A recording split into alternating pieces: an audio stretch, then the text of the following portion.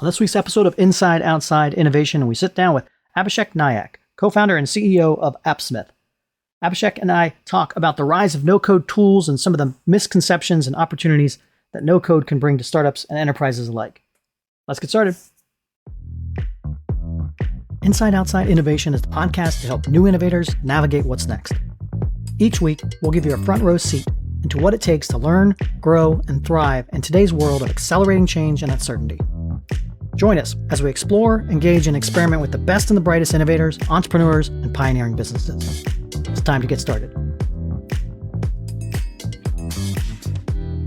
Welcome to another episode of Inside Outside Innovation. I'm your host, Brian Ardinger, and as always, we have another amazing guest.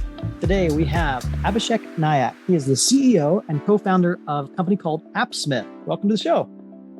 Thanks, Brian. Really excited to be here. I heard about Appsmith as we talk more and more about this no-code, low-code space that's developing in the startup and the enterprise world. And Appsmith is an open source framework that makes it easy to build and maintain internal custom business tools, no code for the enterprise, if I'm correct. Yeah, exactly. Think of us like WordPress, but for building internal user-facing applications. I'd love to dig into how this got started, this rise of no-code technologies and that, making it easier for the non-traditional technical person to build and create faster in that. So maybe let's take a step back and tell us a little bit of your journey of how you became a founder and specifically around how did you decide to build a no-code app platform? I've been an entrepreneur for a better part of the previous decade. Appsmith is actually my third startup. My first startup was in the space of offline logistics. We were doing cash on delivery. So we had around 150 plus people, lots of custom software built internally to manage them and to run the business. My second startup was in the space of AI, where we were trying to automate customer support. And we used to work with 10 plus customers and used to automate support requests for them. There again, we were building a lot of custom applications to train the data, look at how a particular bot or a particular model is performing, and just run all sorts of experiments and processes. That was my second startup. And all of these startups, I had the same co-founder and CTO, Ardinger. And he actually got sick and tired of building all these tools. Our second startup didn't work that well. Our first one got acquired. Second one didn't work that well, and we had to shut it.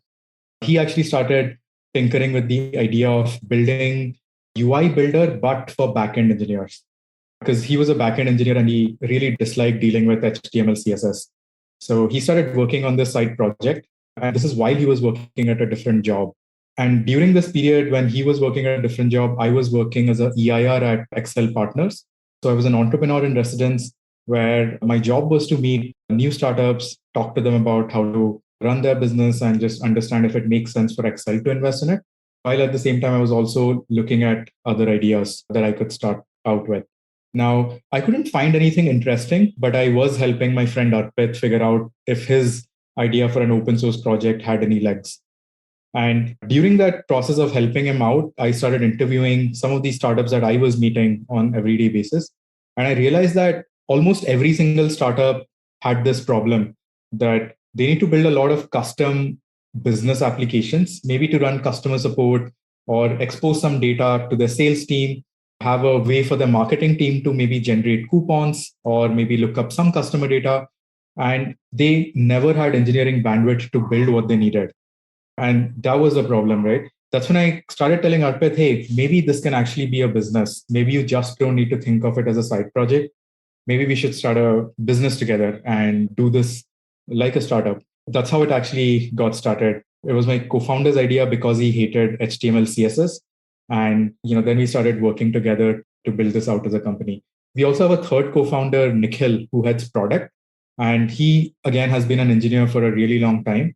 But he's a front-end engineer, and he was just sick and tired of doing the same thing over and over again.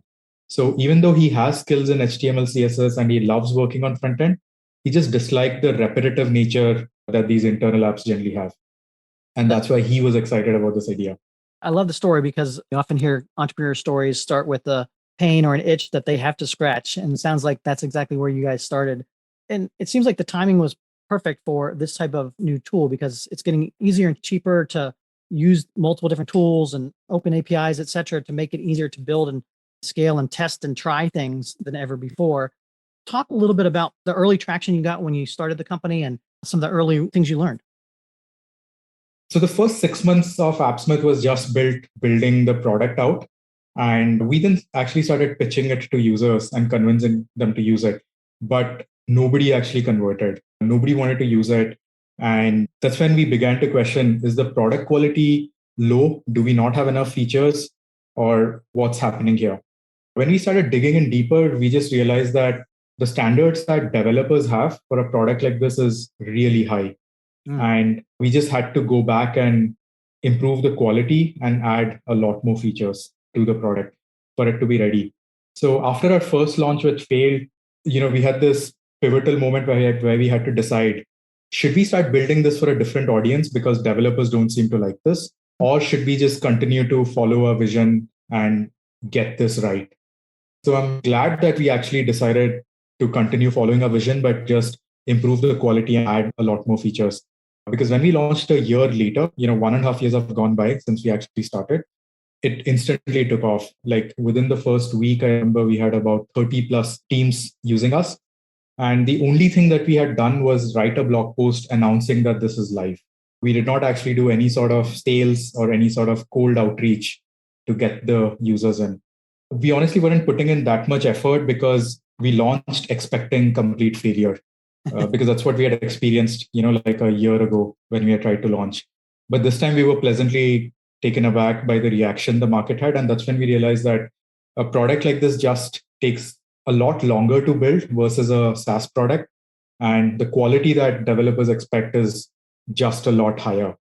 Versus today, we have around 5,000 plus companies that use us every month and tens of thousands of people who use us every day. It's a different story today.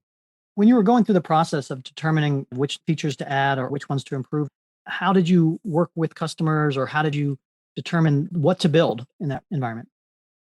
So most of the early feature set was very much decided by my co-founders because they had been engineers for a really long time. And we really just relied on their intuition to decide what should be built. And this is where I think we broke a lot of startup rules. When a customer asked us to build this feature, if my co-founders disagreed, we would not build it. And what that led to was the product ended up being simple enough for most users.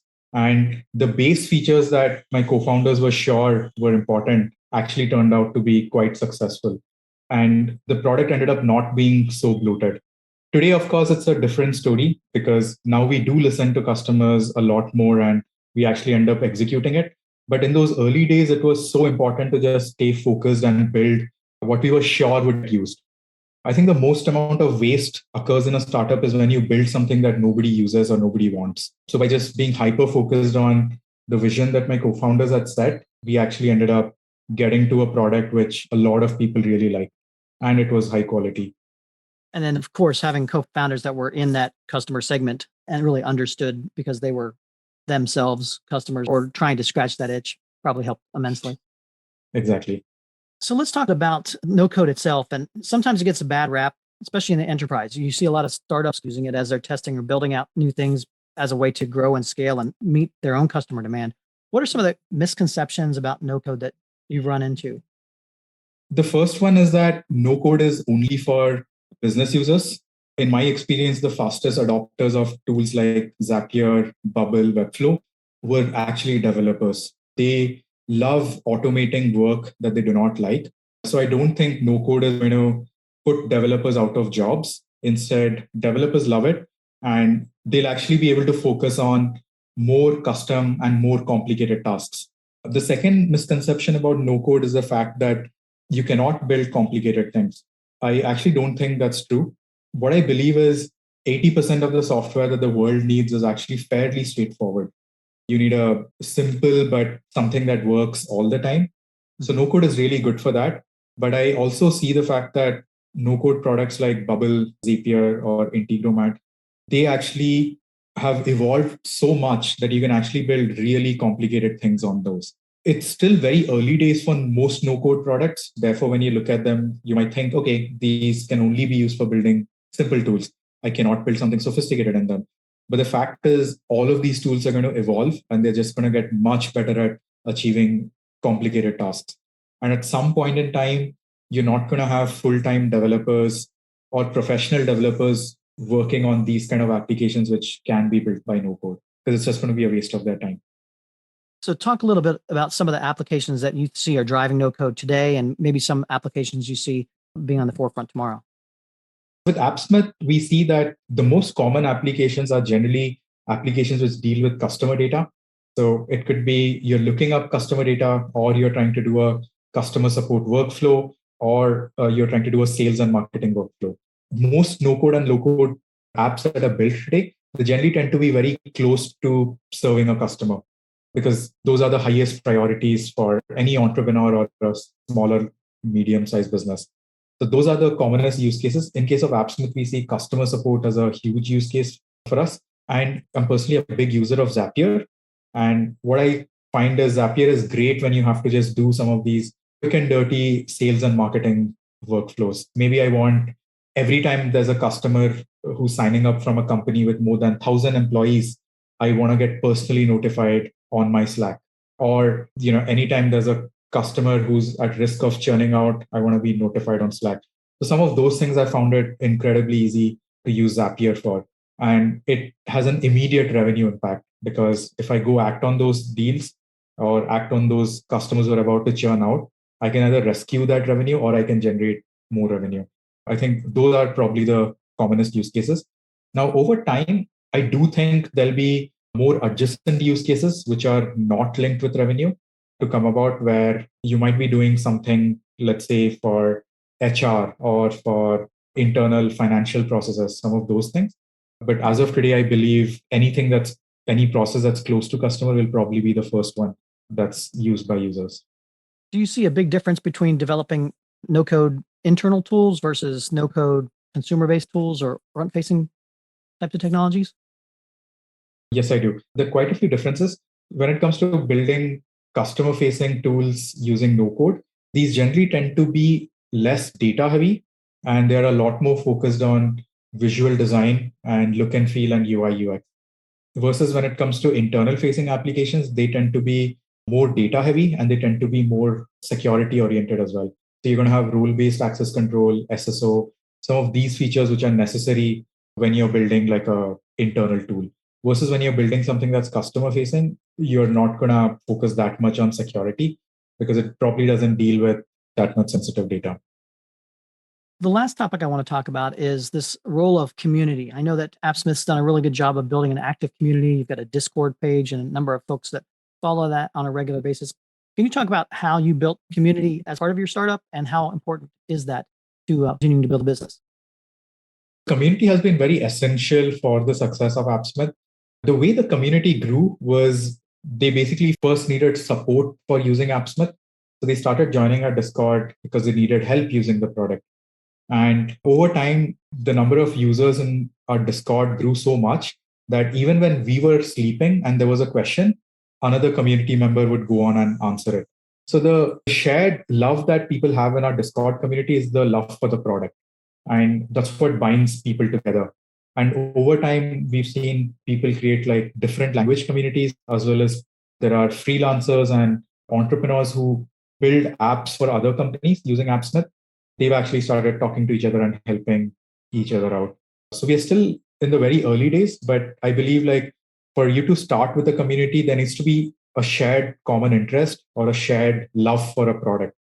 I think it's really difficult if there is no common interest, and or you have a product which is actually not loved. If you focus on the product first, it's possible to get a community going. If people want to get involved in the no code movement and that, are there particular resources or things they should turn to learn a little bit more about what's going on in the space? The biggest set of resources are really available on YouTube, because low code and no code tend to be easier to understand and use when you watch a video. So I would just highly recommend, looking up YouTube tutorials instead of reading an article about it. Some of these tools just sound very complicated when you're reading an article about it, but when you actually see somebody build something using it, it just clicks a lot quicker. That's the way I learned how to use Zapier and Integromat, and that was a lot easier versus reading a blog post. So I'd highly recommend just looking at these YouTube tutorials. I highly agree with you on that. And quite frankly, just learning and playing with the tools themselves. A lot of them are not necessarily self-explanatory, but if you get in and you have a use case scenario, a lot of them you can figure out yourself, even if you're not a developer. Exactly. And there's always some YouTuber who's addressed that particular use case before. I've not really found it to be the case that you can't figure it out after seeing a YouTuber do it. So Abhishek, if people want to find out more about yourself or more about Appsmith, what's the best way to do that? So the best way to find out about Appsmith is go to www.appsmith.com. And we also have a YouTube channel that gets a lot of hits. So if you want to just see the product before signing up, you should just check out our YouTube channel. And I'm on Twitter. You can just find me by searching for Abhishek Nayak. You should be able to find me there. Well, thank you for coming on Inside Outside Innovation. Really do appreciate your time. Love hearing about all the new things that are going on in the world of innovation. And I'm looking forward to continuing the conversation. Thank you so much, Brian, for having me. I love this conversation. That's it for another episode of Inside Outside Innovation.